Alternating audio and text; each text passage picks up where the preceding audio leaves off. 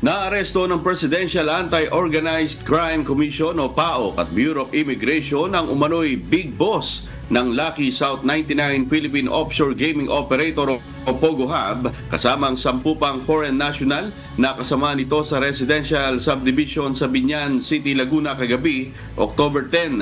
Ayon sa PAOK, kinilalang suspect na si Lee Yudong na tinatawag din sa mga alias na How How, Boss Apaw at iba pa. Kinumpirma ni PAOK Chief Undersecretary Gilbert Cruz na subject na huling salarin ng warrant of arrest at mission order. Naniniwala naman ang ahensya na isang malaking hakbang ang pagkakaaresto sa suspect para tuluyang matigil ang operasyon ng mga iligal na pogo sa Pilipinas.